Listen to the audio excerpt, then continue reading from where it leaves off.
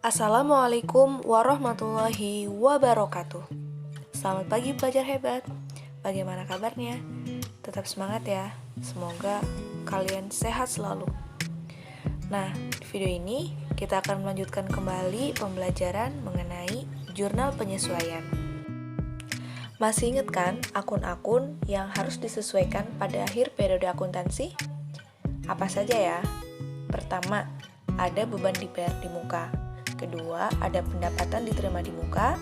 Kemudian, piutang pendapatan, beban yang masih harus dibayar, penyusutan aset tetap, dan pemakaian perlengkapan. Nah, kali ini kita akan mempelajari penyesuaian untuk pendapatan diterima di muka.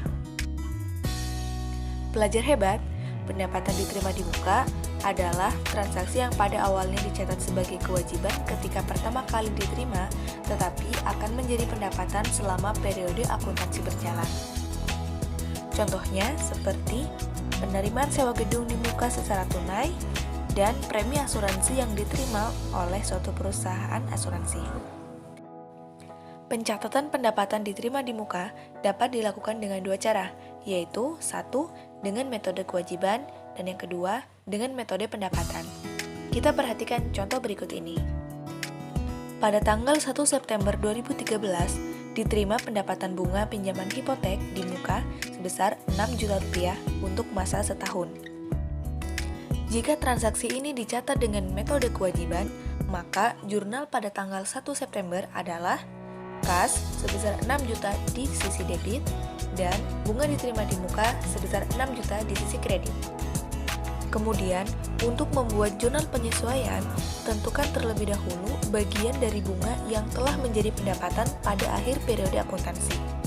Andaikan akhir periode akuntansi ditetapkan pada tanggal 31 Desember 2013, maka bunga yang telah menjadi pendapatan pada tanggal 31 Desember adalah sebesar 4 bulan per 12 bulan dikali dengan Rp6 juta.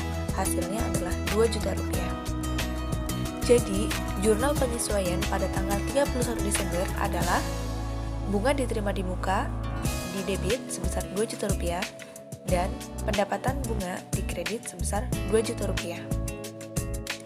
Pelajar hebat, kita lanjutkan ya untuk metode yang kedua, yaitu metode pendapatan. Apabila transaksi tadi dicatat dengan metode pendapatan, maka jurnal pada tanggal 1 September adalah kas di debit sebesar 6 juta dan pendapatan bunga di kredit sebesar 6 juta. Sehingga jurnal penyesuaiannya pada tanggal 31 Desember adalah pendapatan bunga debit sebesar Rp4 juta dan bunga diterima di muka di kredit sebesar Rp4 juta.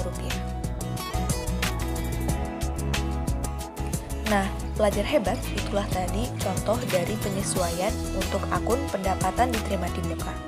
Kesimpulannya, pendapatan diterima di muka dapat dicatat dengan dua cara, yaitu satu dengan metode kewajiban dan yang kedua dengan metode pendapatan. Apabila dicatat dengan metode kewajiban, maka untuk penyesuaiannya hitung yang sudah menjadi pendapatan pada akhir periode. Dan apabila dicatat dengan metode pendapatan, maka hitunglah yang belum menjadi pendapatan pada akhir periode akuntansi tersebut. Belajar hebat, untuk akun-akun yang masih harus disesuaikan, kita akan bahas di video berikutnya. Sampai jumpa. Assalamualaikum warahmatullahi wabarakatuh.